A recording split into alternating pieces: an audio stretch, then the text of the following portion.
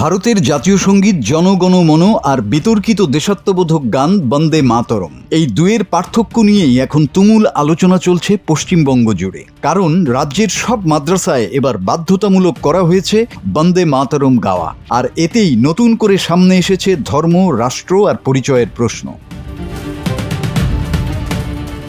জনগণমন হলো ভারতের সাংবিধানিক জাতীয় সঙ্গীত, যেখানে দেশের মানুষের ঐক্য, বৈচিত্র্য আর সামগ্রিক জাতিসত্তার কথা বলা হয়েছে। কিন্তু বন্দে মাতরম, যা মূলত বঙ্কিমচন্দ্রের উপন্যাস থেকে নেয়া, সেখানে মাতৃভূমিকে দেবী রূপে বন্দনা করার বিষয়টি রয়েছে।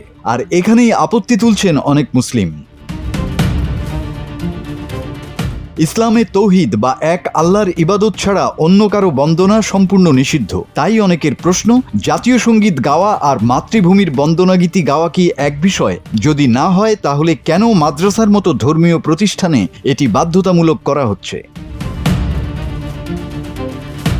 গত 19 মে পশ্চিমবঙ্গ মাদ্রাসা শিক্ষা দপ্তরের জারি করা নির্দেশনায় বলা হয়েছে, প্রতিদিন ক্লাস শুরুর আগে বন্দে মাতরম গাইতে হবে। সরকারি থেকে শুরু করে স্বীকৃতিপ্রাপ্ত বেসরকারি মাদ্রাসাও এর আওতায় পড়বে।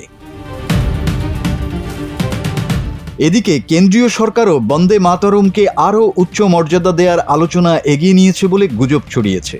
ফলে মুসলিম সমাজের একাংশের মধ্যে বাড়ছে উদ্বেগ। ধর্মীয় বিশ্বাস আর রাষ্ট্রীয় বাধ্যবাধকতার এই সংঘাত শেষ পর্যন্ত কোথায় গিয়ে থামবে?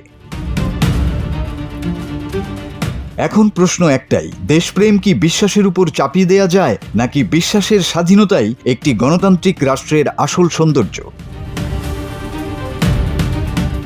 News desk, 24 hours Bangla.